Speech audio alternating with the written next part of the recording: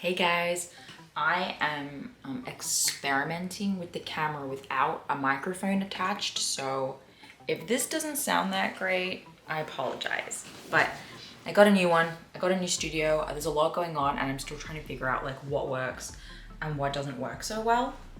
But here we go. Today I wanted to update y'all on how I'm going with using the TempDrop. So TempDrop sponsored our podcast because I made them. They were like, no, it's not something like we're focusing on right now. And I was like, listen, you don't understand. Your product is perfect for my audience. So I got them to do it, but this episode is not sponsored. I just want to give y'all like my honest review of the product and like who I recommend it for and what it's good for and what it's not. So in general, yes, I love it, but I am not biased. I do believe that manual charting, if it work, like if you're in a life situation where you can manually chart your fertile signs to identify your fertile window, is by far the most effective. That, manual charting is the thing that is 99.9% efficacious as a birth control method. This is not. So it's really important to kind of know, like, if you're using femtech in general for avoiding pregnancy, you definitely can. Like, I am confidently using it for that, but it is not designed in that way. It is not proven to have that level of efficacy. If you want to use a fertility awareness method as well as a diagnostic tool to help you understand what's happening inside of your body, I do think manual charting is going to be better. And I have videos on the fertility awareness method for women with amenorrhea and menstrual cycle problems. But today we're talking about femtech. So hopefully that's been clear so far that if you're going to use a device, I just want you to know, generally devices are not as efficacious for birth control as manual charting. So this is the TempDrop, and it's this little device that's slipped into this case, and you wear this as a band around your arm, and it slips on really well, and it's actually extraordinarily comfortable, and you wear it on the inside of your arm while you sleep. And then there's an app that it connects to. So you press a little button and it will flash, and that's how you know it's on, and then you can leave it, and then in the morning you just take it straight off and it turns, you don't have to do anything, it just turns itself off because it detects that there's no heartbeat, there's no blood flow, there's no temperature reading, it's cold. So it turns itself off, and then when you want to see the actual temperatures, you pretty much just open the app. So the app looks like this, and this is just the free version. I actually don't use the paid version, though the paid version looks pretty cool. I probably will, it's not very expensive. But I get by just fine on this.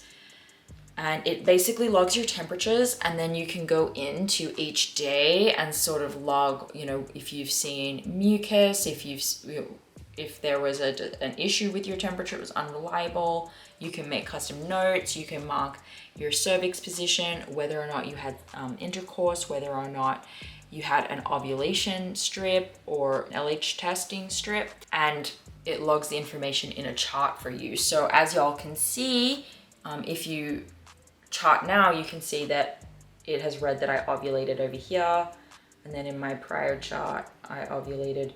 So, dude, y'all, I currently ovulated on cycle day 10. That's a record for me. That's like so early. So I basically can read the chart's pattern very clearly. I do like that. So thus far, the usability of it is very easy. You sync it to the app when you're ready. It can store for up to 3 days of data before you sync it. So you don't have to go and sync it every single day. If that's not something that you're worried about, like say you're bleeding or you're really just experiencing no cervical mucus right now, like it's dry as a bone, you probably aren't feeling rushed to like check what your temperature is yet. But as soon as you start seeing mucus, if you're maybe trying to get pregnant, you're going to want to turn it on and sync it and just check out where you're at in terms of confirming ovulation. So it's pretty easy to use. I also prefer it for people where manual charting is just not possible. And so this was me, and this is why I started using it and why I reached out to them and was like, look, I'm at a phase of my life where this thing's saving my life right now, so I just need y'all to know. Manual charting requires you to have really good sleep for the most part, no interruptions. It's easy for you to chart, like to actually take your temperature in the morning. You're not doing weird hours or anything like that. Because I have a toddler, that has been really difficult for me for a while now. Like I have really struggled. My husband and I switch mornings. So every second day, my morning routine is different. So I was struggling all the time remembering to take my temperature because my baby wakes me up crying. So I'm just like, ah, you know, and I just get straight out of bed and I'm like, damn, you know, I keep missing it. And I always was like, I'm just gonna manually chart forever. Like it's free, you know, I can be as specific as I want. I'm not limited to like how the apps want me to chart. But I really learned how difficult it is if you are not able to get consistent sleep like that, if there's a distraction for you. So if you are unmarried or without children or whatever, y'all, like manual temping is just fine, if not better. But if there is an issue, maybe you do shift work, you are a parent, you just have some general sleep issues, you're gonna have a good time with this.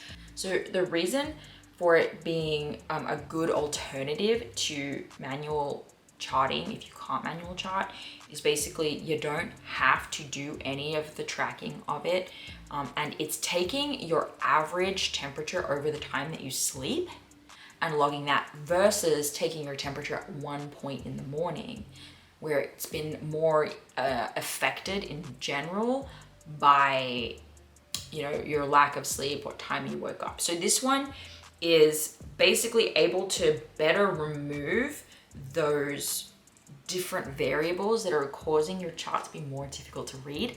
Then it's taking the average and it's plotting it out in a much more readable, consistent way. So like you'll see almost anyone with a TempDrop chart who is in good health will have a much more readable chart compared to their manual temps oftentimes. Now, other people that this isn't going to be great for is, anyone dealing with cycle irregularities. So if you are dealing with amenorrhea, which is what I specialize in with my clients currently, this can be harder for you. If you have PMS, PCOS, things like that, it's going to help you identify ovulation in your fertile window, but it's not going to help you as much with tricky charts and symptoms that aren't making as much sense. Furthermore, this goes into the mucus observation part. So with manual charting, your mucus observations are, you can write whatever you want. You can like use all of the Justice method observations or whatever method you use, all of the shorthand. You can create your own notations. Most apps in general will limit you, and TempDrop really limits you. So if I see mucus today, all I have to go by is the sensation and the appearance. So that's really not a lot of information.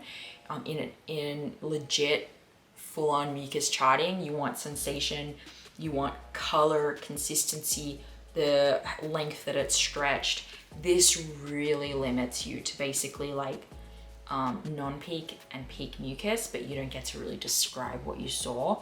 So this is gonna work just fine if you're trying to get pregnant, because at the end of the day, mucus is all fertile. Like if you're trying to get pregnant and you see mucus, you should just do the deed no matter how it looks, right? Like just in case.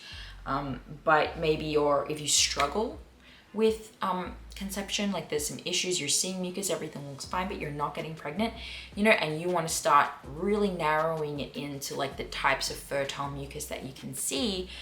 It's possible that this is limiting, but for the vast majority of people, this is all you need. I see mucus, it was non-peak or peak, great. And so for me, that works. For me, it personally works as well for contraception, because I'm straight up, if I see mucus, we're not doing it. Like end of story, no discussion, you know, because if you don't want to get pregnant, like you might. So I'm just not going to do it that way. But if some people want to be like super high sex drive. They want to be doing it all the time. They want to be maximizing stuff like that. This is probably going to be like less of a fit. So just those to keep in mind. If you love your mucus observations, you're not going to have as much flexibility here. So yeah, in general, this has been so handy for me. I just put it on and I basically know fertile window or not. As a diagnostic tool, way less helpful. For avoiding pregnancy, potentially less helpful if you are not good at checking your cervix, checking for cervical mucus. But you just should be good at that. And also I'll say with the basal body temperature stuff, remember that in general, for oral temperatures, right, we're looking for about 97.5. No, we're not dipping any lower than 97.4, or it's a sign that we have lower estrogen production. It's a sign that metabolism is lower. And these are things we want to be looking out for if you are dealing with menstrual problems. And that's what I'm looking for with clients. This is almost always going to read lower. You know, my average temperature on the TempDrop is like 97.1, 97.2. And then I ovulate up at 98, which is expected for post-ovulatory, but pre-ovulatory shouldn't be 97.4, like under that. But in the TempDrop it will be, because it is taking a different temperature. Same with any wearable. So if you're getting a different wearable, like an Oura Ring or whatever, the Apple Watch, it's taking a lower temperature, I'm pretty sure. For most of them, it's your average temperature as you sleep overnight versus what it is as you're being naturally awoken, as cortisol levels are naturally rising in your body and your temperature is coming up. So just know that you are not dying. It's reading a different temperature. So I hope that was helpful. In general, I love the usability of it. I love the comfort of it. I love that at this stage in my life, manual charting is just not going to work, and this is like a game changer. If there's ever a problem with my health and I feel like my cycle's going backwards or something I need to work on, I'm going to get my manual thermometer out and use that. But for day-to-day maintenance and for just understanding, am I in my fertile window, yes or no, this is really, really great. So with that, if you're interested in the TempDrop, they have tons of sales, like a lot. So it's probably going to get like retail roughly somewhere between 150 and 200 bucks. But if you go to their website and you use our link that they were using for sponsoring our podcast, you can stack that discount. So that's like, it's 10% off.